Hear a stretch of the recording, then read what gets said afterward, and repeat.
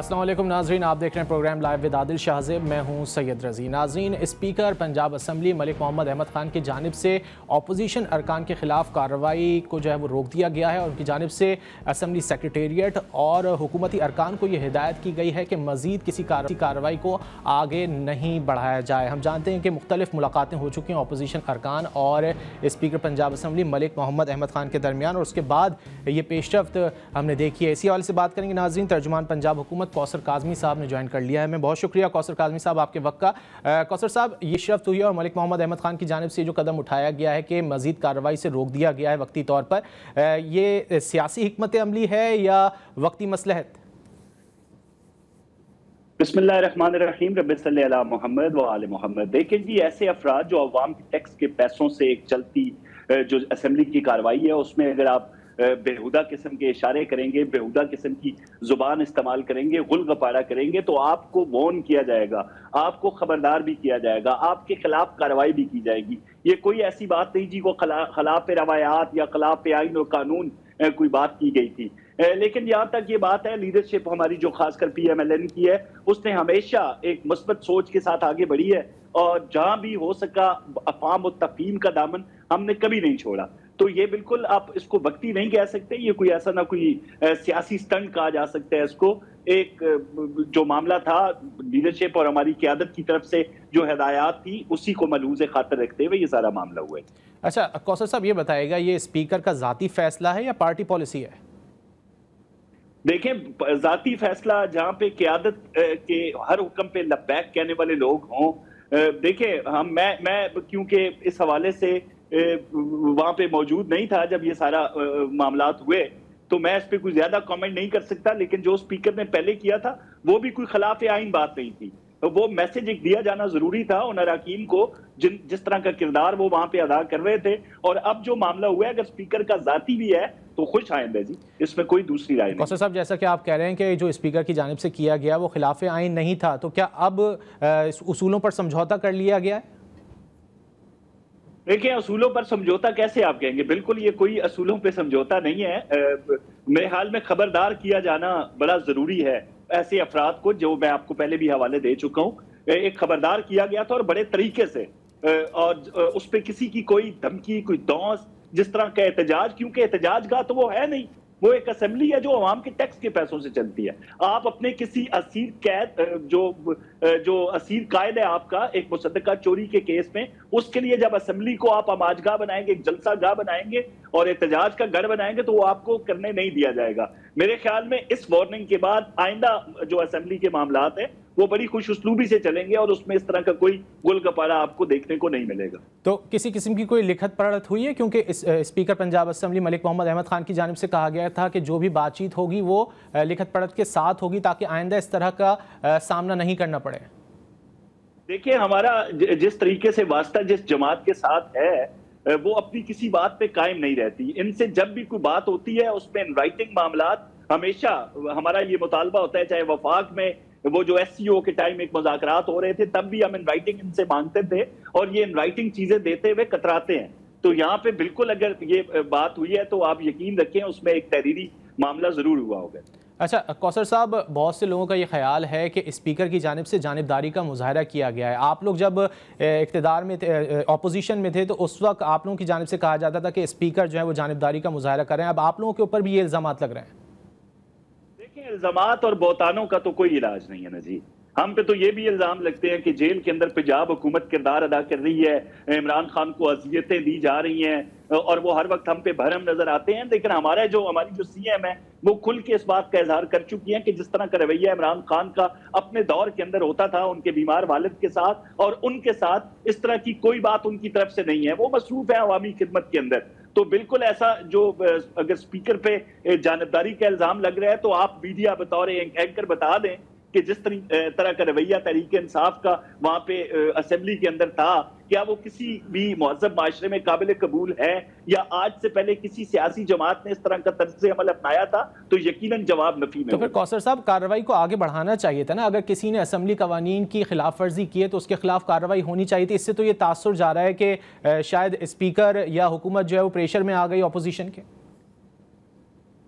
देखें, दबाव में तो हम ये कभी लाशों के मतलाशी टोला जो है वो बंदूकें लेके चढ़ाई करता है वफाक पे और पंजाब पे, हम उस वक्त इनके दबाव में नहीं आए, तो इन बातों पे किधर से इनका दबाव हम पे होगा या हम उसके मुतअम्मल नहीं हो सकते, ये तो कोई ऐसी बात नहीं है। लेकिन जहां तक देखा कि PMLN वो जमात है जिसने हमेशा मुल्की मफादात को सियासी मफादात पे तरजीह दी है, अपनी सियासत की कुर्बानी दे के मुल्क को हर भंवर से निकाला है, तो यकीनी तौर पर कई ऐसे मरहले होते हैं जहां पे आपको अपनी सियासी कुर्बानी दे के मुल्क के लिए इस किस्म के मस्बत फैसले करने पड़ते हैं, और ये फैसला भी बिल्कुल उसकी एक कड़ी है। अच्छा कौसर साहब, आपने मस्बत फैसलों की बात की, तो क्या किसी किस्म की कोई मस्बत कानून साजी भी हो रही है पंजाब असम्बली में? क्योंकि हमें तो नज़र यही आता है कि गोलगपाड़ा चल रहा है, अपोजिशन की जानिब से एहतजाज किया जा रहा है, आप लोगों की जानिब से जवाब दिया जा रहा है। इस वक्त अगर आप देख लें वज़ीर आला पंजाब का कंपैरिजन पाकिस्तान के दीगर सूबों के साथ कर लें, तो वहां पे एक ताजा और हालिया सर्वे KP के अंदर आया है जी, उसमें लोग ये मुतालबा कर रहे हैं अली अमीन गंडापुर से कि हमें वज़ीर आला पंजाब मरियम नवाज तर्ज का कोई वज़ीर आला KP में दरकार है, क्योंकि आपकी सारी तवज्जो जो है वो एक पुरतशद्दुद किस्म के एहतजाज पे है जब से आपने हुकूमत संभाली, बल्कि पिछले 12 सालों से KP का बुरा हाल है। तो ऐसी सूरत हाल के अंदर कोई भी कानून साजी अगर पंजाब में हुई, जब जो तमाम मंसूबे जिस तरीके से अवाम को दिए जा रहे हैं वो यकीनन अवाम की बेहतरी के लिए होंगे, तो अपोजिशन क्यों ना एहतजाज करे। इन्होंने अपने बुजदार का दौर देखा, पिंकी गोगी गैंग का दौर देखा लाहौर के अंदर, बिलखसूस जिस तरीके से एक बादशाही जो निज़ाम था वो लागू था और पंजाब में सरेआम डाके डाले जा रहे थे, कमीशन दिए जा रहे थे, किक बैक्स का एक माहौल बना हुआ था। तो ये तो हर उस मस्बत बात पे एहतजाज करेंगे जिसमें अवाम की खुशनुदी PMLN के लिए अवाम के जो राय है वो तब्दील होती हुई नजर आएगी आपको, तो इनका एहतजाज तो बनता है इस पे।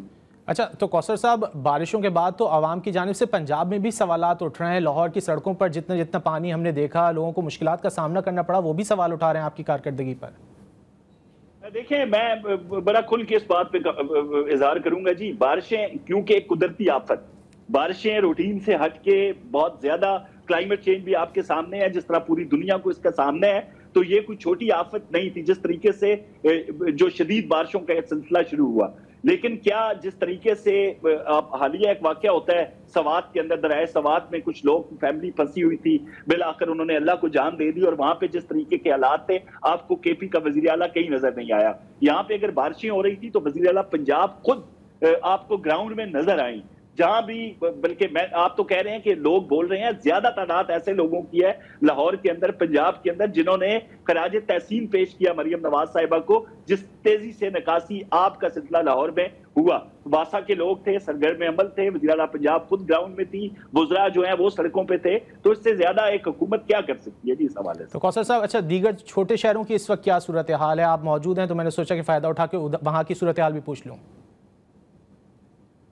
देखिए, छोटे शहरों की जो सूरत, जहां पे सुथरा पंजाब की मिसाल ले लें, वो सिर्फ आपको लाहौर में हमेशा इल्जाम लगता था ना जी, PMLN हुकूमत का सारा दारोमदार जो है, सारी निगाहें जो है, नजर करम जो है वो लाहौर पे होती है, तो ये ऐसा नहीं था। सुथरा पंजाब हमारा मंसूबा है, पिंडी से लेके राजनपुर तक छोटे से बड़े गांव में आपको हमारा अमला काम करता हुआ नजर आएगा। इसी तरह जो वासा का अमला है, जो अपने जो लोकल इंतजामिया है छोटे शहरों की, वो वज़ीर आला पंजाब मरियम नवाज की हिदायत पर पूरी तरह सरगर्म अमल है और काम में मसरूफ है जी। अच्छा कौसर साहब, जैसा कि आपको मालूम है कि पाकिस्तान तहरीक इंसाफ की जानिब से एहतजाजी तहरीक का ऐलान किया गया है और पंजाब का रुख भी किया गया। वज़ीर आला खैबर पख्तूनख्वा अली अमीन गंडापुर की जानिब से प्रेस कॉन्फ्रेंस की गई जिसमें उन्होंने तहरीक का ऐलान किया। तो इस तहरीक से निपटने के लिए आप लोगों ने कोई प्लान तरतीब दिया है? आपको ये तहरीक लगती है? ये तो एक कंफ्यूज जमात है जो मुख्तलिफ किस्म के ऐलानात खुदामंद मताल की कस्में उठा के कर देते हैं। खान साहब ने 5 अगस्त का कहा था, ये खान साहब के हवाले से 90 रोज की खामोशी का रोजा रख के, चुप का रोजा रख के KP में चले जाते हैं। खाना चलता है KP हाउस इस्लामाबाद के अंदर, वहां पे इमरान खान की रिहाई की बात नहीं होती। फिर आपने लाहौर में एक तमाशा देखा कि सलमान अकरम राजा इल्जाम लगा रहे हैं आलिया हमजा पे, आलिया हमजा जो है उसके जवाब में ट्वीट कर रही है। ये तो तितर बितर जमात है, ये पहले अपने अंदर इत्तेहाद और इत्तेफाक पैदा कर सके। आज अलीमा खान जो हमशीर है इमरान खान की, उनका ये बयान था अडियाला जेल के बाहर, उनसे जब सवाल हुआ कि पार्लियामेंटेरियंस जो इमरान खान के नाम पे वोट लेके पार्लियामान में पहुंचे वो कहां पे हैं, क्या वो भी आपको ज्वाइन करेंगे, आपके साथ इज़हार यकजहती करेंगे? तो उनका ये जवाब था भाई वो मसरूफ होंगे। फिर रुबीना खान ने जुल्फी बुखारी के हवाले से एक बयान दे दिया कि शायद वो स्टैब्लिशमेंट के बंदे हैं, उनका पीटीआई से ताल्लुक नहीं है, वो उनके लिए काम कर रहे हैं, हमारा उनसे क्या ताल्लुक है। तो इस तरह की जमात जो एक दूसरे पे इल्जामात लगा रही है, एक धड़ा दूसरे पे इल्जाम लगा रहा है, वो किसी हुकूमत के खिलाफ क्या तहरीक चलाएंगे? पहले ये खुद से निपट लें, फिर हम इनको देख लेंगे। अगर पुरअमन एहतजाज होता है तो हमारी तरफ से तो कोई रुकावट ना पहले कभी थी ना अब होगी। अभी लाहौर में ये आके इनकी बैठक होती है, ये आराम से बैठते हैं, क्या हुकूमत ने कोई रुकावट डाली? हाँ, जब ये ऐलान करके आएंगे कि गोली के बदले गोली चलेगी और हम ठोक देंगे और हम आ रहे हैं, हम रियासत से टकराएंगे, जेल तोड़ के इमरान खान को रिहा कर लेंगे, तो फिर अवाम की जानो माल और सरकारी इमलाक की हिफाजत के लिए हमारा ये फर्ज अवलीन है कि हम इस इंतशारी टोले को रोकें और हम रोकेंगे। लेकिन कौसर साहब, हमने देखा यह है कि माजी में जब जलसों की इजाजत मांगी जाती है तो वो नहीं मिल पाती। जलसों की इजाजत अगर ऐलानिया ऐलान जंग के बाद मांगी जाए तो कौन सा मुहज़्ज़ब माशरा आपको इजाजत देता है? अली अमीन गंजापुर हमेशा जब ये ऐलान करके आते हैं कि हम नहीं या तुम नहीं, हमारे जनाजे पढ़ा देना, हम कफन बांध के जा रहे हैं, इनको पता भी नहीं चलेगा मैं पहाड़ों से आया हूं, मैं फलां। ये एक सियासी जमात का तुरा इम्तियाज है क्या? ये एक सियासी जमात के एहतजाज का तर्ज अमल इस तरह तो कहीं भी नहीं होता। आप मुहज़्ज़ब माशरों की मिसाल इमरान खान देते हैं ना, बरतानिया की, अमेरिका की, यूरोप की, वहां पे एक मखसूस एरिया आपको एहतजाज के लिए दिया जाता है, जो बाकी एरियाज कॉर्डन ऑफ होते हैं। आपकी जरूरत नहीं होती कि आप एक कदम भी उनकी तरफ बढ़ाएं। क्या ये जमात जो हमेशा से ऐलान करके चढ़ाई करती है वफाक और दीगर सूबों के ऊपर, इनको कौन इजाजत देगा जलसों की? जी अच्छा, अगर मीनार पाकिस्तान पर जलसे की इजाजत मांगी गई तो आप लोगों की जानिब से दी जाएगी या मना कर दिया जाएगा? क्योंकि माजी में वहां जलसे होते रहे। माजी में जलसे सियासी जमातों के होते रहे हैं, उन सियासी जमातों के जलसे होते रहे हैं। मिसाल ले लें पीपल्स पार्टी की, मिसाल ले लें पीएमएलएन की। जब इनके अफराद को, हमारी लीडरशिप को जब नाजायज तरीके से सजाएं दी गई, निगरान जज बिठा के जब उनको गिरफ्तार किया गया, तो लाखों कारकुनान जो है वो सड़कों पे थे। किसी ने किसी सरकारी इमलाक पे चढ़ाई नहीं की, किसी ने कोर कमांडर हाउस पे हमला नहीं किया, किसी ने जीएचक्यू पे एयर बेसिस पे हमला नहीं किया। तो ऐसी जमातों को जलसों की इजाजत मिलती है। लेकिन एक ऐसी जमात जो लाशों की मतलाशी हो, जो एक और साना 9 मई की मुर्तकिब होना चाहती हो, उसको फिर इजाजत आराम से नहीं मिलती। तमाम तर चीजों को मलूज़ खातिर रखा जाता है। जिस तरह मैंने आपको कहा कि अवाम की जान और माल की हिफाजत हुकूमत का पहला फर्ज है, हम पहले वो फर्ज निभाएंगे, फिर इंतशारी टोले की जो दरखास्तें, जो अपीलें होंगी, उनकी तरफ निगाह की जाएगी। अच्छा कौसर साहब, ये बताइएगा कि अगर खान साहब के बेटे तशरीफ लाते हैं और पंजाब का रुख करते हैं तो फिर क्या सूरत हाल होगी, किस तरह निपटा जाएगा? देखा जाएगा कि वो किस हैसियत से आ रहे हैं। अगर वो बरतानवी शहरी हैं, अपने वालिद से मुलाकात करना चाहते हैं, उनके वकला से बातचीत करना चाहते हैं, तो ये उनका हक है। उनको इस हक से कोई हुकूमत नहीं रोक सकती, ना रोका जाएगा। वो आए, अपने वालिद से मिले, उनके वकला से पूछें उनके केस के हवाले से, क्योंकि एक बंदा मुसद्दका चोरी के केस में अंदर है। हाँ, अगर कोई ये सोच रहा है कि एक बरतानवी शहरी यहाँ पे आएंगे और वो पाकिस्तान की सियासत में किरदार अदा करेंगे, पीटीआई को लीड करेंगे, जो कि इमरान खान साहब ना उम्मीद हो चुकी अपनी बाकी लीडरशिप से। अवाम को जब निकालने में नाकामी हुई तो फिर वो जो मरूसी सियासत थी, वो जो दावे थे, वो धरे के धरे रह गए। अब अपने बेटों को इस्तेमाल किया जाने लगा है। तो अगर वो पाकिस्तान हाई कमीशन जाते हैं, पाकिस्तानी पासपोर्ट, पाकिस्तानी नायकत लेते हैं, बेशक ड्यूअल नेशनैलिटी के साथ पाकिस्तान आते हैं, तो बिल्कुल पाकिस्तानी सियासत में अपना किरदार अदा करें। तो आपका यही कहना है कि अगर कानून को हाथ में नहीं लिया जाता तो किसी किस्म की कोई कार्रवाई नहीं की जाएगी। कौसर काज़मी साहब, तर्जुमान पंजाब हुकूमत, गुफ्तगू कर रहे थे। बहुत शुक्रिया आपके वक्त का। नाज़रीन, यहाँ वक्त एक ब्रेक का, ब्रेक के बाद वापस आएंगे तो बात करेंगे पाकिस्तान पीपल्स पार्टी की रहनुमा शैला रज़ा साहिबा से। वेलकम बैक नाजरीन। सदर मुमलिकत आसिफ अली जरदारी और वज़ीर आज़म शहबाज शरीफ की दरमियान एक अहम मुलाकात हुई है और सियासी हल्के इस मुलाकात को बड़ा अहम गर्दान रहे हैं, क्योंकि ये भी इत्तलात थी कि पाकिस्तान पीपल्स पार्टी और मुस्लिम लीग नून के दरमियान कुछ नुक्तों पर जो है वो इख्तिलाफात पाए जा रहे हैं। इस हवाले से इस मुलाकात को बड़ी अहमियत दी जा रही थी। इसके अलावा दूसरी जानिब हम देख रहे हैं कि सेनेट इंतखाबात खैबर पख्तूनख्वा में जो है वो बड़ी अहमियत इख्तियार कर गए हैं। ख़ास तौर पर पाकिस्तान पीपल्स पार्टी और जमीयत उलमा इस्लाम के दरमियान जो है वो बड़ी मुलाकातों का सिलसिला जारी है। हमने गुज़िश्ता रोज़ देखा कि खुशी शाह की मुलाकात हुई मौलाना फजलुर रहमान से। इसके अलावा गवर्नर खैबर पख्तूनख्वा फैसल करीम कुंडी बड़े एक्टिव दिखाई दे रहे हैं सेनेट इंतखाबात के हवाले से। इस तमाम तर सूरत हाल पर बात करेंगे। हमारे साथ मौजूद हैं पाकिस्तान पीपल्स पार्टी के रुकन कौमी असम्बली शैला रज़ा साहिबा। शैला साहिबा, बहुत शुक्रिया आपके वक्त का। शैला साहिबा, पहले तो इस मुलाकात के हवाले से बता दें किन उमूर पर बातचीत हुई है इस मुलाकात में सदर मुमलिकत आसिफ अली जरदारी और वज़ीर आज़म शहबाज शरीफ के दरमियान? मैं समझती हूँ कि हमें भी चैनल से ही पता चल रहा है, मुख्तलिफ इलेक्ट्रॉनिक मीडिया के थ्रू। तो अभी मैं कुछ कह नहीं सकती जब तक कि इस गुफ्तगू का कोई इलामिया बाहर ना आए। और क्या एजेंडा था, इलेक्शंस थे, क्या था, या उड़ती हुई ख़बरों के ऊपर मैं कैसे बात कर सकती हूँ। अच्छा, कुछ मालूम नहीं हो सका कि किन उमूर पर जो है वो तहफ़्फ़ुज़ात का इजहार किया जा रहा है पाकिस्तान पीपल्स पार्टी की जानिब से। गुज़िश्ता रोज़ मैंने नफीसा शाह साहिबा से भी पूछा था कि फ़ाटा इंज़िमाम के हवाले से तहफ़्फ़ुज़ात हैं पाकिस्तान पीपल्स पार्टी को, उस पर सियासी तनकीद की जा रही है एक बार फिर। देखिए, ये वो अमूर हैं कि अगर इस पर कोई मसला भी होगा तो बड़ा हाई लेवल पर इस पर बात होगी, उस पर बातचीत की जाएगी, फिर कोई चीज़ सामने आएगी। हम वर्कर लोग होते हैं, हमें उसमें ख़ुद ख़बर ढूंढनी होती है कि अगर मुलाकात हुई है या कोई बात चल रही है दोनों पार्टीज़ के दरमियान तो वो किस लेवल की है। क्या उसको जो है पार्लियामेंट लेवल पर डिसाइड होना है या पार्लियामेंट लेवल पर डिसाइड नहीं हो सकती तो उसको सदर और साहब और वज़ीर आज़म मिल के करेंगे। तो ये चीज़ें हैं। वैसे तो बहुत सारी बातें होती हैं जिस पर पार्टीज़ में आपस में मसाइल होते हैं, लेकिन उनका हल किस लेवल पे निकलना है, क्या निकलेगा, ये फिर पार्टी ही तय करती है। चलें, जब एलामिया सामने आएगा तो मालूम हो जाएगा कि किन उमूर पर गुफ्तगू हुई है। बहरहाल सेनेट इलेक्शन के हवाले से अगर बात की जाए शैला साहिबा, तो ये इत्तलात हैं कि जमीयत उलमा इस्लाम फ़े और पाकिस्तान पीपल्स पार्टी के मुश्तरका उम्मीदवार भी सामने आ सकते हैं।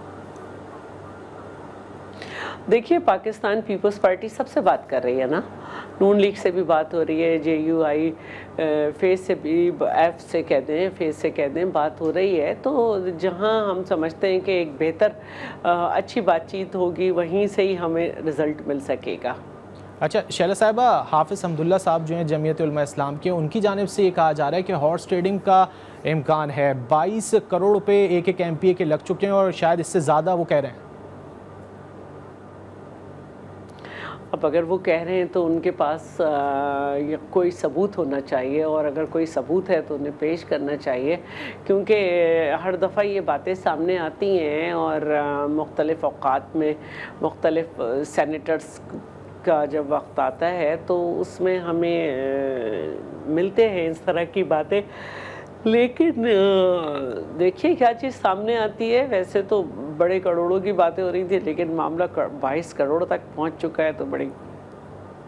अच्छा शैला साहब, इलेक्शन कमीशन की जानिब से भी आज तो मखसूस नशिस्तों के हवाले से जो है वो ऐलान कर दिया गया है। 9 नशिस्तें मिल चुकी हैं जमीयत उलमा इस्लाम और मुस्लिम लीग नून को। पाकिस्तान पीपल्स पार्टी के हिस्से में 5 नशिस्तें आई हैं। तो ये नशिस्तें जो हैं वो जो सेनेट के इलेक्शन होने जा रहे हैं उन पर असरअंदाज होंगी।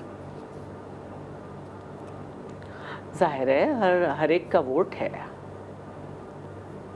अच्छा शैला साहब, जो इस वक्त पाकिस्तान इलेक्टोरल कॉलेज जो है जिस सूबे से सेनेट के मेंबर्स मुंतखब होते हैं उसकी जो प्रोविंशियल असेंबली है वो इलेक्टोरल कॉलेज है ना। इलेक्टोरल कॉलेज तो है, कितना असर पड़ेगा, मेरा कहने का मतलब ये है। क्यों नहीं पड़ेगा, जिनके मेंबर ज़्यादा हो गए उनके वोट ज़्यादा हो गए ना। ठीक है। अच्छा शैला साहिबा, जो पाकिस्तान तहरीक इंसाफ की जानिब से 90 रोज़ा तहरीक का ऐलान किया गया है और पंजाब की जानिब रुख किया गया है, उस पर आप क्या कहेंगी? क्योंकि ये भी अंदर से जो है पाकिस्तान तहरीक इंसाफ की आवाज़ें उठ रही हैं कि 5 अगस्त को एहतजाज होना चाहिए था या 90 रोज़ा तहरीक का ऐलान कर दिया गया। देखिए, हम सब जानते हैं कि जब भी कोई तहरीक चली है उसमें अवाम भी शामिल नहीं हो सकी और लीडर्स एक दूसरे को इल्ज़ाम देते रहे। आज भी जो है वो हम देख रहे हैं कि आलिया हमजा साहिबा जो कि एक एक्टिव वर्कर हैं, डेडिकेटेड वर्कर हैं, और उनकी विद इन द ऑर्गेनाइजेशन एक पोजीशन है, लेकिन उनको पता नहीं, उनको बिज़ी कर दिया गया और बाद में जो है, और यहाँ पे कोई किसी को लीडर मानने को तैयार ही नहीं है। तो मैं नहीं समझती कि ये तहरीक चलेगी। अच्छा, तहरीक नहीं चलेगी, आपको क्या लगता है? नहीं चलेगी। अच्छा, आपको क्या लगता है? आप तो कह रही हैं तहरीक नहीं चलेगी। अगर खान साहब के बेटे यहाँ पर तशरीफ़ लाते हैं और ये इत्तलात हैं, अगर वो यहाँ पर तशरीफ़ लाते हैं तो क्या इस तहरीक में जान पड़ सकेगी? बिल्कुल भी नहीं। आपको नहीं लगता कि वालिद साहब की रिहाई के लिए वो अगर मैदान में आएंगे तो कुछ ना कुछ तो रिस्पॉन्स मिलेगा? नहीं, एक तो वो आएंगे नहीं और रिस्पॉन्स भी नहीं मिलेगा।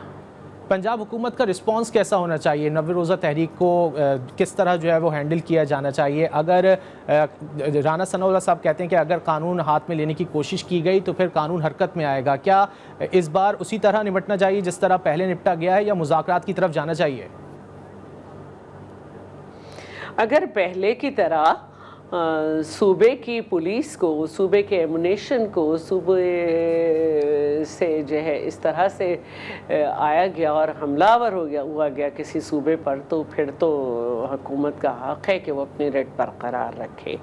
लॉ और कॉन्स्टिट्यूशन के दायरे में जो भी चीज़ होती है उस पर आप नहीं अटैक कर सकते, लेकिन पहले तो हमने यही देखा है ना कि किस तरह से वहाँ की पुलिस भी थी, आंसू गैस के शेल भी थे।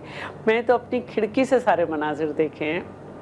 डी चौक पे जब अटैक हुआ था 26 नवंबर को, तो हमारी खिड़की से जब हम अपनी देख रहे थे तो पुलिस तो हम लोग की साइड थी ना, कि जहाँ पे असेंबली की तरफ पुलिस की कमर थी, तो इतनी शैलिंग थी कि हम अपने ये जो विंडोज़ हैं, खिड़कियों को बंद करने पे बार बार मजबूर हो जाते थे, तो दूसरी तरफ से लोग शैल लेकर आए थे। अच्छा शैला साहब, अगर पाकिस्तान तहरीक इंसाफ की जानिब से कानून हाथ में नहीं लिया जाता, लेकिन वो कहते हैं कि हमें सियासी जद्दोजहद करने दी जाए, अगर किसी जलसे का मुतालबा करते हैं कि जलसा करने दिया जाए, तो आप समझते हैं क्या पंजाब हुकूमत को इजाज़त दे देनी चाहिए? हाँ बिल्कुल, क्योंकि ये जो है ये डीसी लेवल के इख्तियारात होते हैं और डीसीज़ अपना इलाके देखकर और सब देखकर वहाँ के हालात देखकर देते हैं, लेकिन कर दे देनी चाहिए, कोई ऐसी बात नहीं है और दे देनी चाहिए। अच्छा शैला साहिबा, मुज़ाकरात पहले भी हो चुके हैं पाकिस्तान तहरीक इंसाफ से, सरदार अयाज सादिक की जानिब से कमेटियाँ भी बनाई गई, हुकूमती कमेटी, अपोजिशन कमेटी, लेकिन किसी नतीजे पर नहीं पहुँच सके थे और फिर हमने देखा कि मुज़ाकरात रुक गए। अब अगर पाकिस्तान पीपल्स पार्टी की जानिब से कोई कदम बढ़ाया जाता है आगे और कोशिश की जाती है कि मुज़ाकरात की राह हमवार हो सके, तो आप समझती हैं कि ऐसा आगे चलकर जो है वो सियासी सूरत हाल जो है वो उससे बेहतर हो सकेगी? देखिए, नून लीग ने भी जितनी दफ़ा इन्होंने खुद ही कमेटी बनाई थी, पीटीआई के जो बानी है उन्होंने, और उसके बाद उस कमेटी को बड़ा भी बनाया, लेकिन जितनी भी दफ़ा मुज़ाकरात हुए हैं किसी भी मौजू पर ख़ुद उन्होंने सबूटैच किए हैं और आखिरी वक्त तक पता नहीं, इसीलिए पहले कहा था कि लिख कर लेकर आएँ अपने जो आपके डिमांड्स हैं, लेकिन वो डिमांड्स जो हैं वो शराइत बना दी गई और फिर ख़त्म हो गए। तो अभी भी कोई भी हुकूमत भी और पाकिस्तान पीपल्स पार्टी भी, हम सब मुज़ाकरात के हामी हैं और हम चाहते हैं मुज़ाकरात हों, लेकिन एक तो इनका जो डेलीगेशन बनेगा जो मुज़ाकरात करेगा उस पर भी इनके लोग बात करेंगे, और अगर किसी नतीजे पे पहुंचने वाला होगा तो इनके लीडर हमेशा की तरह ख़ुद उस मुज़ाकरात को सबूटैच कर देंगे। तो सिर्फ एक ये हम तो नहीं हारेंगे, हम तो समझते हैं डायलॉग डायलॉग डायलॉग, लेकिन ये लोग सिर्फ टाइम लेते हैं और चाहते हैं कि इस तरह हम कहें, आवाम से कहें कि हमने तो मुज़ाकरात की कोशिश की थी लेकिन देखें हुकूमत ने क्या किया। इनसे होना कुछ नहीं है। तो शॉर्टली बस ये बता दें कि पाकिस्तान पीपल्स पार्टी सालिस का किरदार अदा करने के लिए तैयार है अगर होता है इस तरह का सिलसिला आगे बढ़ता है? हाँ बिल्कुल, क्यों नहीं। और मैंने आपसे पहले भी कहा कि मैंने हुकूमत को भी देखा कि इरफान सिद्दीकी साहब बहुत संजीदगी से सारे मुज़ाकरात में रहे, लेकिन वही हुआ कि जो डिमांड्स हैं वो शराइत बन गई, तो ऐसे तो शराइत पे तो नहीं होते ना मुज़ाकरात। देखते हैं कि मुज़ाकरात की राह हमवार होती है या नहीं। रुकन कौमी असम्बली शहरा रज़ा साहिबा हमसे गुफ्तगू करेंगी, बहुत शुक्रिया वक्त का। नाज़रीन, यहाँ प्रोग्राम में लेंगे एक ब्रेक और ब्रेक के बाद वापस आएंगे तो पंजाब असम्बली में अपोजिशन लीडर मलिक मोहम्मद अहमद भुच्चर से बात करेंगे। प्रोग्राम में एक बार फिर खुशामदीद नाज़रीन। पाकिस्तान तहरीक इंसाफ की जानिब से जो कुछ इस वक्त हालात बन रहे हैं उन पर बात करेंगे, और जो पंजाब असम्बली में सूरत हाल है, 26 अरकान को मुअत्तल किया गया था स्पीकर पंजाब असम्बली मलिक अहमद ख़ान की जानिब से, तो उसको मज़ीद कार्रवाई से जो है वो रोक दिया गया है। अभी इस तमाम तर सूरत हाल पर बात करते हैं, हमारे साथ मौजूद हैं कायदे हिज़्ब इख्तिलाफ पंजाब असम्बली मलिक अहमद भच्चर साहब। मलिक साहब बहुत शुक्रिया आपके वक्त का। मलिक साहब, 26 अरकान की मुअत्तली पहले सामने आई, फिर उसके बाद अभी अब कार्रवाई से रोक दिया गया है स्पीकर पंजाब असम्बली की जानिब से। क्या आपकी बातचीत का नतीजा है? 2 से 3 मुलाकातें तो हो चुकी हैं आप लोगों की। जी बिस्मिल्लाहिर्रहमानिर्रहीम। जी सबसे पहली बात तो ये है जी कि रेफरेंस तो स्पीकर साहब ने दिया ही नहीं था, और उसके बाद वो आईनी एप्लीकेशंस थी तो हम हेयरिंग के लिए स्पीकर साहब के पास गए तो एक एथिक्स कमेटी है, उस कमेटी को उन्होंने कहा कि पहले आप आपस में बैठ जाएं, तो हमने कहा मुज़ाकरात कर लेते हैं। तो अभी वो प्रोसेस में चल रहा है जी, वो चीजें कोई उसमें अभी मैं नहीं समझता कि वो चीजें, ना ही कोई उसमें नेगेटिविटी है और ना ही पॉजिटिविटी है। अच्छा, ये बताइएगा, जो जुर्माने वगैरह आयद किए गए थे आपके अरकान पर, क्या उनको भी मुअत्तल कर दिया गया अभी वक्ती तौर पर? लेकिन जी जुर्माने मुअत्तल तो अभी मैं नहीं समझता कि कोई चीज मुअत्तल हुई है। अभी हर चीज उसी तरह स्टैंड कर रही है और अपोजिशन का हक होता है कि वो एहतजाज करे। एहतजाज से नहीं रोक सकता। ये बात जरूर है कि गाली गलौज जो होता है, गाली जस्टिफाई नहीं हो सकती, इस बात से इत्तेफाक है। तो हमने उस वक्त कहा स्पीकर साहब को कि आप दिखाएं इधर से भी उधर से भी। डेफिनेटली गाली दोनों तरफ से आई हुई है, तो एक तरफ से नहीं होती। तो उसमें अभी प्रोसीडिंग्स चल रही हैं जी, अभी बातचीत चल रही है। तो अब उसमें देखते हैं आगे क्या कुछ नतीजा निकलता है। अच्छा मलिक साहब, आपकी क्या खान साहब से मुलाकात हुई है और उसमें क्या कुछ ज़ेर बहस आया? क्या 90 दिन की तहरीक के हवाले से कोई बात हुई? जी नहीं, मेरी मुलाकात नहीं हुई अपनी जी।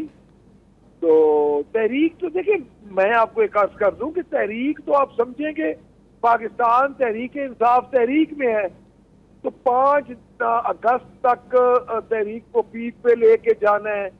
उसके बाद इस तहरीक ने जारी रहना है। अब ये नहीं है कि कोई तहरीक 2 दिन 3 दिन 1 दिन के बाद हम घर आ जाएंगे, ये नहीं हो सकता। और इस तहरीक में जारी रहना है। इसमें मजीद फर्दर जो स्टेप्स होंगे वो लिए जाएंगे। और उसमें मैं समझता हूँ कि इस वक्त भी जो साहिब इक़्तिदार लोग हैं, जो असल इक़्तिदार के मालिक हैं, तो अगर ये कोई इनके दिल पे ये हो जाए कि ये अब इन चूंकि मौजूदा हुकूमत जो है वो तो सियासी जिंदा लाशें साबित हो रही है। महंगाई बढ़ चुकी है, डीजल पेट्रोल आप खुद देखे बढ़ रहा है, फिर तो पिछले दिनों बढ़ा, फिर बढ़ गया, और चीजें भी इसी तरह है। तो मैं ये समझता हूँ कि ये चीजें अगर इन चीजों को देखा जाए तो खान साहब की रिहाई मुल्क की इकोनॉमिकली और पॉलिटिकली स्टेबिलिटी के लिए बहुत जरूरी है जी।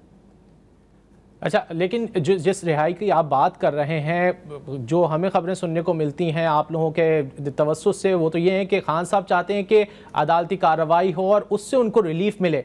लेकिन क्या इस तहरीक का मकसद यही है कि खान साहब की रिहाई हो? देखिए, हम भी यही चाहते हैं। हमको डील तो करनी हो तो खान साहब सुबह बाहर आ जाएंगे। डील देखें, अगर हमने कोई उनसे एनआरओ या कोई चीज ऐसी करनी हो तो हमारी तहरीक का जो बुनियादी मकसद है वो ये है कि ये तहरीक रूल ऑफ लॉ के लिए हो। देखिए, अब आप खान साहब की हमें केसेस लगवाने के लिए भी हमें तकरीबन 10-10 दफा 8-8 दफा सुप्रीम कोर्ट के चीफ जस्टिस साहबान को रिक्वेस्ट करनी पड़ती है और बाहर जाके खड़ा होके खान साहब के साथ इज़हार यकजहती करना पड़ता है।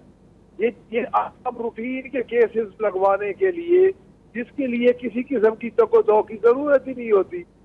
तो वो तो वही है कि डिलेड जस्टिस डिनाइड जस्टिस का हम तो शिकार हैं जी। अच्छा मलिक साहब, ये बताएगा, इस 90 रोज़ा तहरीक का जिसका आगाज़ किया जा चुका है और वज़ीर आला खैबर पख्तूनख्वा अली अमीन गंडापुर की जानिब से ऐलान भी किया गया, क्या पंजाब की जो क़यादत है पाकिस्तान तहरीक इंसाफ की, उसमें एतमाद में लिया गया था इस तहरीक का ऐलान करने से कबल? लेकिन जी वो तो आज खान साहब ने जेल के अंदर से आज कह दिया कि no more discussion on this topics. तो उनका सब तहरीक की तैयारी करें, तहरीक पे अपना फोकस रखें आपस में। और उन्होंने ये कहा कि इसलिए इस पे तो कोई दूसरी बात नहीं है खान। लेकिन मैं एक चीज आपको अर्ज कर दूं कि इस वक्त इमरान खान है और अवाम है, दरमियान में कुछ भी नहीं है। तो मेरे ख्याल के मुताबिक मेरी जो राय है वो ये है कि जो इसमें थोड़ा सा भी सुस्त होगा या अगर हमने इसमें कोई नेगेटिविटी फैलाने की कोशिश की तो अपने आप माइनस होता जाएगा। मलिक साहब, आलिया हमजा साहिबा ने गालिबन अपने ओहदे से इस्तीफ़ा देने का कह दिया है, क्योंकि वो कह रही थी कि 5 अगस्त का एहतजाज था, नहीं मालूम कि 90 रोज़ की तहरीक कहाँ से आ गई।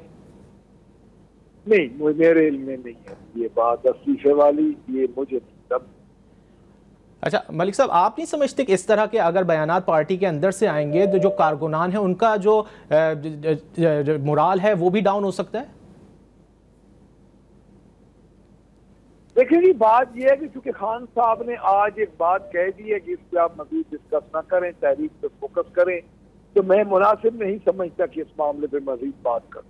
अच्छा, तहरीक के हवाले से ज़रा बताइएगा कि अभी तो इब्तिदा है तहरीक की, अगर आगे चलकर मुज़ाकरात की बात होती है, हमने देखा है कि स्पीकर कौमी असम्बली अयाज सादिक की ज़ेर सदारत दो कमेटियां भी बनी थी अपोजिशन की और हुकूमत की, मुज़ाकरात भी हुए थे लेकिन कामयाब नहीं हो सकी थी। तो अब अगर आने वाले दिनों में कोई मज़ीद मुज़ाकरात की बात की जाती है तो उसके लिए आप तैयार? देखिए, मैं आपको अर्ज करूं कि वो तो चाय बिस्किट वाले मुज़ाकरात थे, उनके पास तो अख्तियार ही कुछ नहीं था। जब उनको ये कहा गया कि खान साहब से एक मुलाकात करवा दी जाए तो उन्होंने कहा यह भी हमारे बस में नहीं है। तो मैं उन मुज़ाकरात को नहीं समझता कि वो को मुज़ाकरात थे या वो को मुज़ाकरात की तरफ से कोई पेशरफ्त थी। मेरे ख्याल के मुताबिक अगर मुज़ाकरात हो बाख्तियार तो फिर पाकिस्तान तहरीक इंसाफ मुज़ाकरात करेगी, चाहे बिस्किट वाले मुज़ाकरात नहीं करेगी।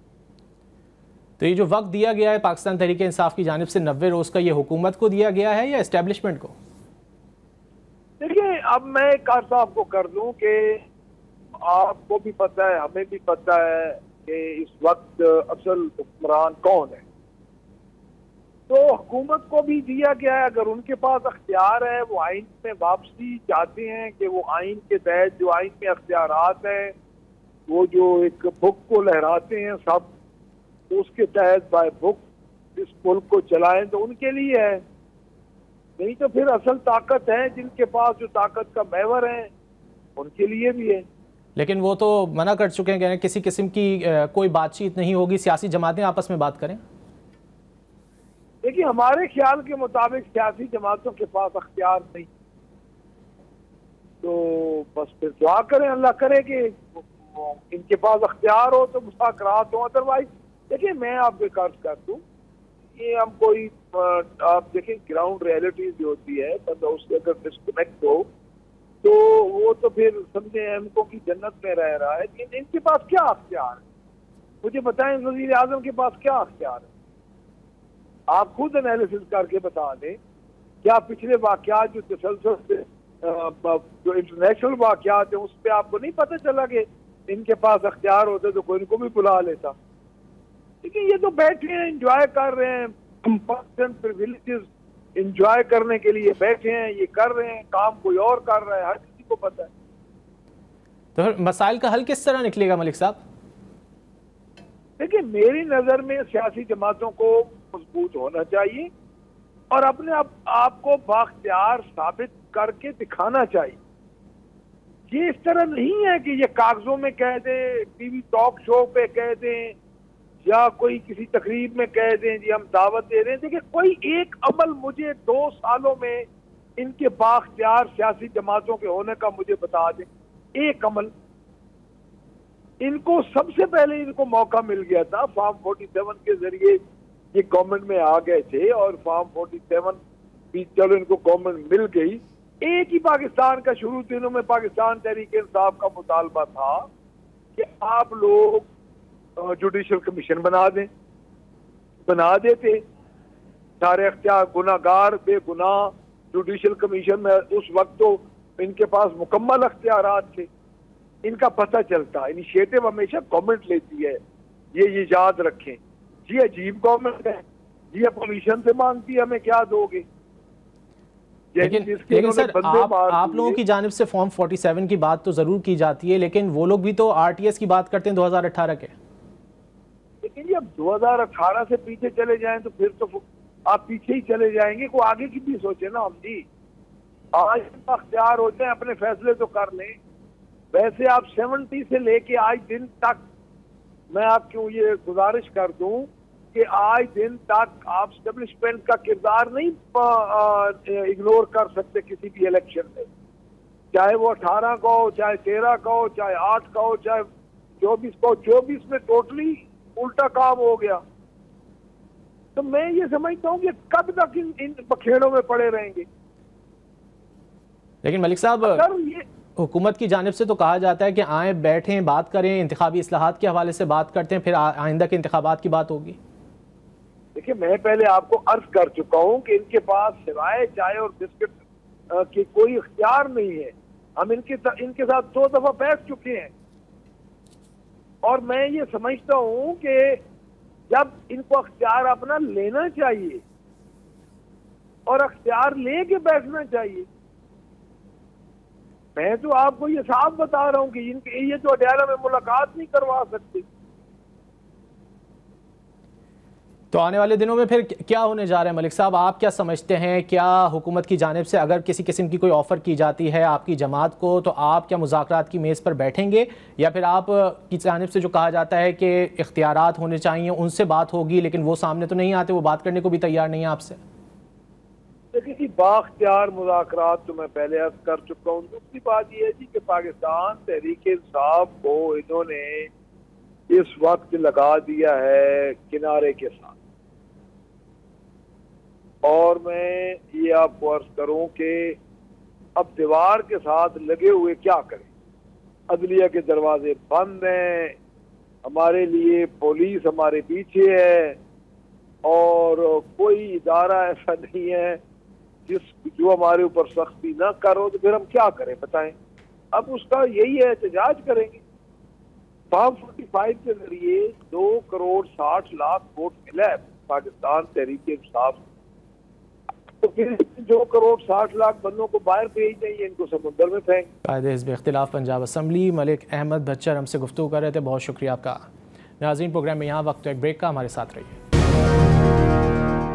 वेलकम बैक नाजरीन। पाकिस्तान में हर साल बड़ी मिकदार में पानी समंदर बुर्द हो जाता है, और इस पानी के समंदर बुर्द होने की वजह से जब ज़रूरत पड़ती है तो उस वक्त हमें मुश्किलात का सामना करना पड़ता है, क्योंकि हमारे पास इतनी आबी ज़खायर मौजूद नहीं होते कि खुशसाली के मौके पर हम उनसे निपट सकें। इसी हवाले से नाज़रीन हम बात करेंगे। हमारे साथ मौजूद हैं climate finance expert doctor Ali Tauqeer Sheikh साहब। डॉक्टर साहब, बहुत शुक्रिया आपके वक्त का। डॉक्टर साहब, क्या पॉलिसी होनी चाहिए, क्या उनसे ऐसे इकदाम होने चाहिए जो कि उठाए जाने चाहिए हुकूमत की जानिब से कि जब खुशहाली का सामना कर रहे हों तो उस वक्त आबी किल्लत का सामना ना हो? देखिए, जो पाकिस्तान में पानी का इस्तेमाल है एग्रीकल्चर के लिए, वो तकरीबन हमारे टोटल यूजेज का 95% है, और वो यूज़र्स को तकरीबन मुफ्त मिलता है, जिसकी वजह से ये बहुत ज़्यादा वेस्टफुल इस्तेमाल है। और जो टैक्स पेयर्स हैं उसको सब्सिडाइज करते हैं नए नए डैम बना के। डैम के साथ इंटर सीजनल वाटर स्टोरेज की कैपेसिटी तो ज़रूर बनती है, मगर पाकिस्तान का जो अर्जेंट इशू है वो ये है कि जो मुफ्त वाटर सप्लाई कर रहे हैं उसकी कोई कॉस्टिंग की जाए और उसकी कॉस्ट रिकवरी के मैकेनिज़म्स किए जाए। आप ये बात आपको मालूम है कि इंडिया ने इंडस वाटर ट्रीटी को सस्पेंड किया है। हमें नहीं मालूम कि वो रिस्टोर होती है कि नहीं होती, या जब होती है और किस हालत में होती है। तो पाकिस्तान का जो वाटर सेक्टर में चैलेंज नंबर 1 है वो वाटर सेविंग्स है, वाटर कंजर्वेशन है, और उसका जुडिशियस इस्तेमाल है। और वो लोगों को बार बार बतलाने से नहीं होगा, मगर वो प्राइसिंग मैकेनिज़्म के साथ करना पड़ेगा।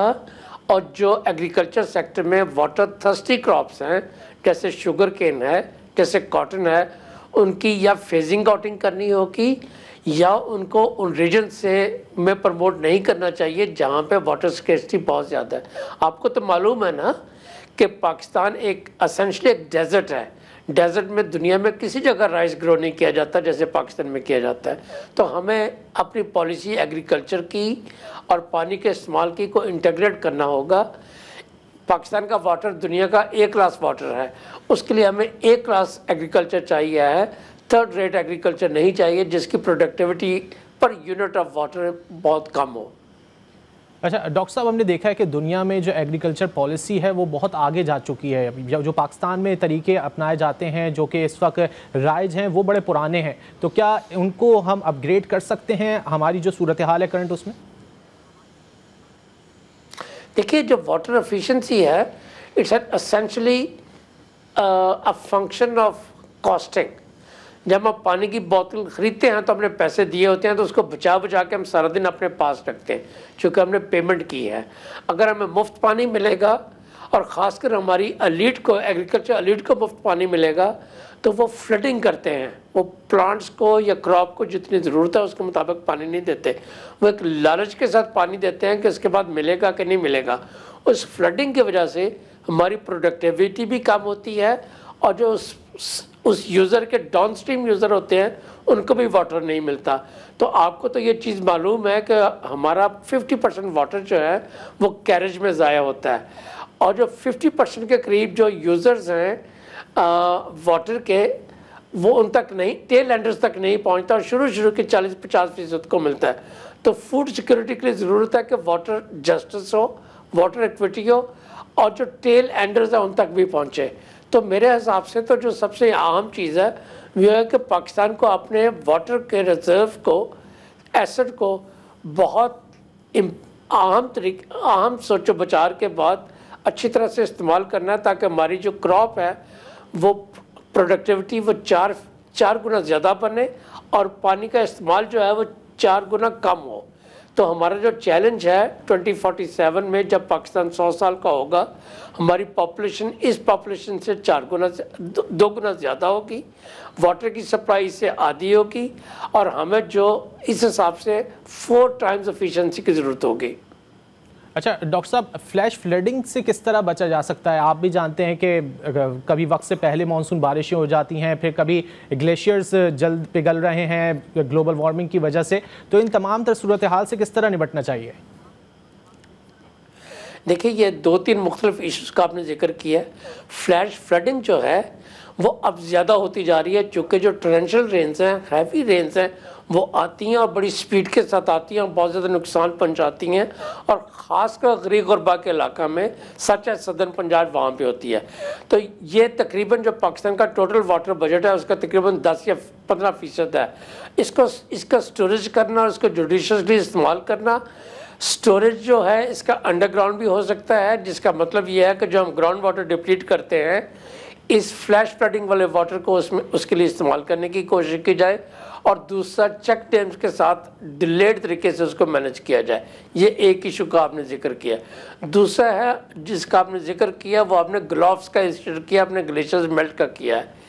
किस स्पीड के साथ मेल्ट होते हैं इसका हमारे पास तो इतना कोई इलाज नहीं है एक गरीब मुल्क की हैसियत से, मगर हम ये ज़रूर कर सकते हैं कि जो डाउन स्ट्रीम उसकी फ़्लो है उसमें जो डैमेज होता है, जो फ्लडिंग आती है, जो हमारे रिजर्वायर्स को डैमेज का रिस्क है, उसको हम एड्रेस करने की कोशिश करें। मगर ये चीज़ ज़रूर है जिसका हमें ज़्यादा अदराक नहीं है कि हम समझते हैं कि हीट वेव सिर्फ कराची या लाहौर में आती हैं, जो अपर इंडस बेसन में आती हैं उसके साथ भी हमारे फ्लड्स ज़्यादा बढ़ रहे हैं। जो सवात रिवर में आजकल फ्लडिंग हुई है वो भी अर्ली मानसून में, उसका मतलब ये है कि अपस्ट्रीम जो है वो हीट वेव होती है जिसके साथ ज़्यादा फ्लडिंग, जिसके साथ ज़्यादा मेल्टिंग होती है, मेल्टिंग के साथ सरफेस वाटर की फ़्लो बढ़ती है, उसके साथ हमारी जो है ना वो डैमेज या लॉसेस ज़्यादा बढ़ते हैं। और उसका बड़ा सिंपल इलाज है। एक पहला इलाज जो है ना वो तो बड़ा सिंपल है कि जो लो लाइंग एरिया में है आप ह्यूमन सेटलमेंट्स की इजाज़त ना दें। ह्यूमन सेटलमेंट्स वहाँ पे 2 वजह से बनती हैं। एक तो बेचारे लोग गरीब हैं, वो सस्ती जगह पे रहना चाहते हैं, मुफ्त जगह पे रहना चाहते हैं। दूसरा यह है कि लैंड ग्रैबर्स ऐसी ज़मीनों को सेल करते हैं। तो हमारी कोशिश ये होनी चाहिए कि जो माफियाज हैं, लैंड ग्रैबर्स हैं, उनको रिवर बैंक्स के, जो रिवर के शोल्डर होता है ना, रिवर प्रोटेक्शन वहाँ पे होती है। शोल्डर के 200 मीटर तक 200 फीट तक हमारा मुल्क का लॉ है कि किसी कंस्ट्रक्शन की इजाज़त नहीं होती। तो जो रिवर्स के अंदर जो कंस्ट्रक्शन होती है, जैसे हनीमून हो, दूसरा इंफ्रास्ट्रक्चर, उसकी तो बिल्कुल इजाज़त नहीं होनी। ना वहाँ पे स्कूल होने चाहिए, ना हॉस्पिटल्स होने चाहिए, ना सड़कें होनी चाहिए, ना गरीबों की वहाँ पे कम्युनिटीज़ बनने की इजाज़त होनी चाहिए।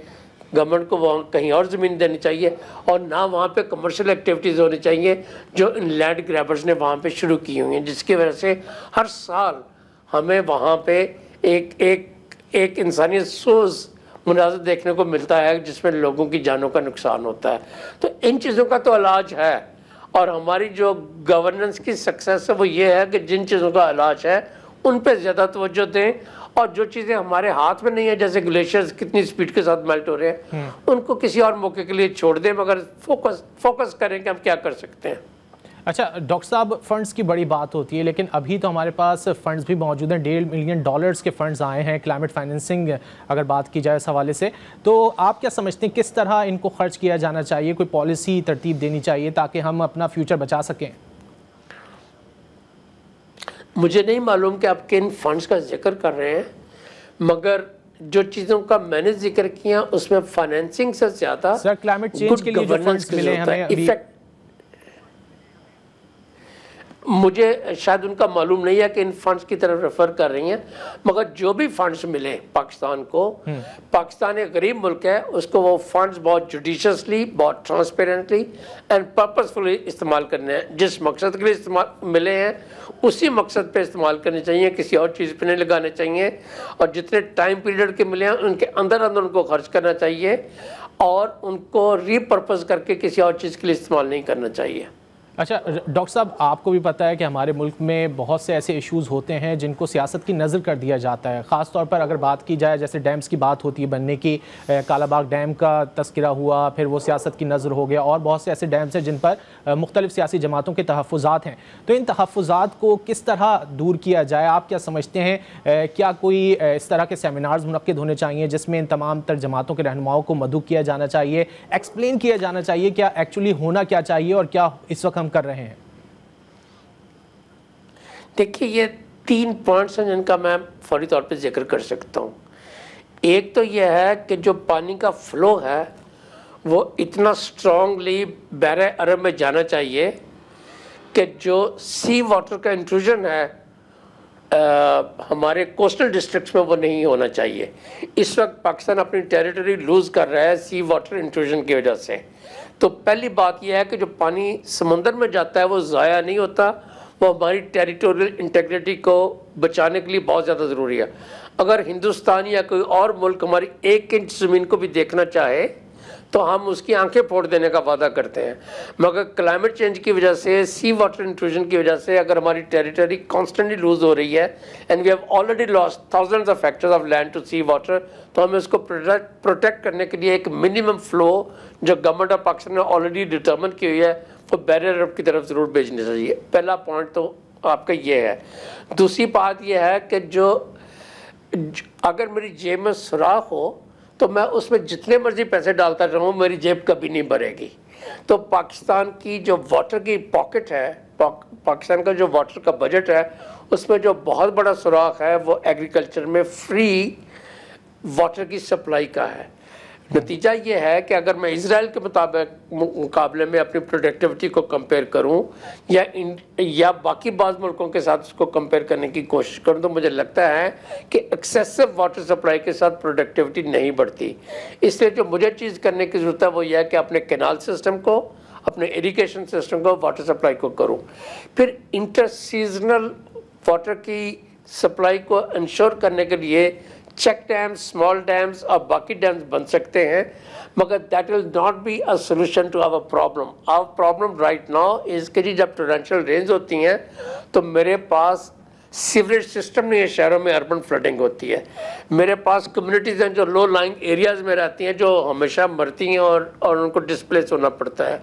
मेरे जो इश्यूज़ हैं वो डिफरेंट हैं। मेरे इश्यूज़ डैम के इश्यूज़ नहीं हैं। गर्चे मैं ये नहीं कहता हूँ कि पाकिस्तान को डैम की ज़रूरत नहीं होगी, मगर ये एक सफ़र है जिसके बहुत सारे माइलस्टोन्स हैं। आप पीएचडी के साथ अपनी तालीम शुरू नहीं कर सकते। आप मैट्रिक, एफए, बीए, एमए करने के बाद आप पीएचडी तक जाते हैं। और डैम जो है, ख़ासकर लार्जर डैम जो वो पीएचडी हैं। हमें वहाँ तक पहुँचने के लिए बहुत 2 या 3 डेकेड्स ऐसी चीज़ें करनी है जो लो कॉस्ट हों, जो प्रो पुअर हों, जो रिच फार्मर्स को सब्सिडाइज फ्री वाटर प्रोवाइड ना करें, जो हमारे लोन्स और लैंडिंग को इंक्रीज ना करें और ना हमारी इंटर प्रोविंशियल डिस्कॉर्ड को वो बढ़ाएं। हमें कंसेंसस क्रिएट करना होगा लो रैपेरियंस के साथ, जैसे हमें कंसेंसस क्रिएट करना है अपर रैपेरियन इंडिया के साथ कि हमारी वाटर सप्लाई जो है वो कंसिस्टेंट हो, प्रिडिक्टेबल हो और एवरग्रीन हो। मतलब ये कि 4 सीजन हम वाटर को फ्लो कर सकें ताकि हमारे रिवर्स में, दरियाओं में एनवायरमेंटल फ्लोज जारी रह सके ऑल ईयर राउंड। ठीक है, डॉक्टर अली तौकीर शेख साहब हमसे गुफ्तगू कर रहे हैं, शुक्रिया आपके वक्त का। उम्मीद यही करते हैं कि हुकूमत की जानिब से आने वाले दिनों में बेहतर पॉलिसी अपनाई जाएगी ताकि पानी की किल्लत का सामना नहीं करने पड़े। सैयद रज़ी को दीजिए इजाज़त, अल्लाह हाफ़िज़।